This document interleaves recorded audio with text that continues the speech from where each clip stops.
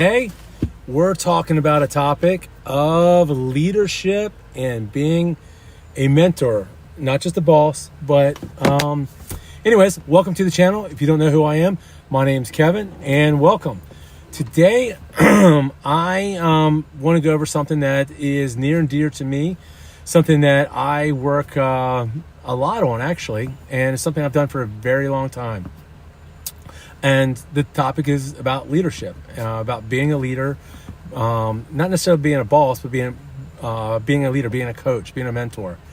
And the reason why I say it's something that is near and dear to me is because when I was younger, I played a lot of sports, and specifically I played lacrosse. And lacrosse, I think it's the only reason why I went to college was to go to play lacrosse.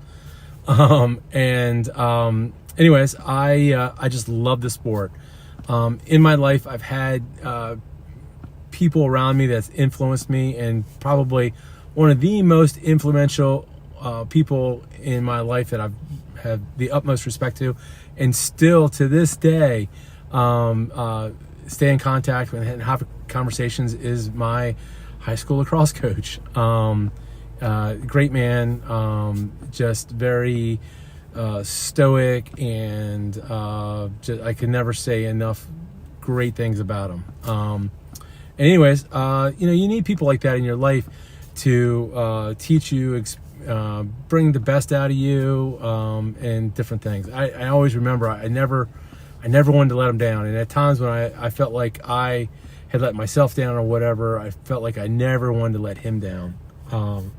So anyways, he had a lot of my coaches had a lot of sayings over time, and one of the ones he used to always say was that it's hard to fly like an eagle when you're surrounded by turkeys. So don't surround yourself by turkeys. How I've kind of paid that forward was when I was younger, in my early 20s, and wasn't as established with life and kids and things. I coached with him, and oh gosh, I spent I don't know, it was probably 7, 8, maybe 10 years. I don't know, it was a long time, and really got to know him. It was really weird when he's like, just call me by my first name, and it was just so hard. I had the hardest time calling him by his first name.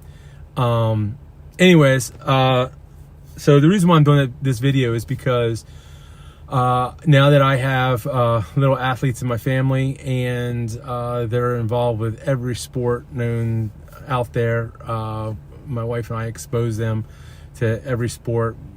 We both coach. I kind of got out of coaching because it wasn't the kids, it was the parents. The parents kind of became a little much to handle, but it really wasn't the kids. So kind of put the coaching hat back on with my wife when our kids got old enough. She was a Division I athlete, and I knew she was always going to be involved with sports, and I would coach her on how to coach, because she would always ask me, well, what do you think about this? And what do you think about that? And, I coached on a really high level. And the teams that I was part of coaching, if we would lose 1 or 2 games a year, it was a disappointment. I mean, our expectations were state titles every year, pretty much. And that was a lot to manage, hard to manage those expectation levels. So when you go into coaching and you're coaching younger kids, really kindergartners, first graders, second graders, third graders, it's a completely different mentality. And then you throw in the mix, I'm used to dealing with boys, you're mixing dealing with girls. That's a completely different ball of wax. And it's so funny because in lacrosse, boys wear helmets and pads and everything, and girls don't. I mean, it can get pretty rough out there with them checking and hitting each other and just bare hands and being cold. What's different is with boys, you could always take their helmets, and I'd always have a Sharpie marker and a roll of athletic tape, and I would take and put the tape on top of their helmet and write their name on it or a nickname or something, put it on top of their helmet. And you could always, we used to call them lids. We would, mark their lids up, and you always had their names in front of them. Now, when I'm coaching girls, I can't put tape on their foreheads with their names on it. So I have the hardest time with names. So I come up with all kinds of nicknames, and they kind of think it's funny. And they're always asking, "What's my name? What's my name?" When last night I was coaching, and I was calling some of them Timmy, Tim, Bob, Bobby, and they just get a kick out of it. They think it's so funny, and they're like, "Well, call me this or call me that." Anyways, it's a lot of fun. Well, let me go back to talking about coaching with, and I think this really resonates in anything that you do. It's about trying to bring the best out of somebody, trying to bring something that they don't even know is inside of them. And I can remember coaching kids that are in high school and some of the issues they would go through. And it's so funny. I always said kids in middle school, they don't like their parents and they don't like themselves. And then when they get to high school, it's like they don't know themselves yet, and they still don't like their parents.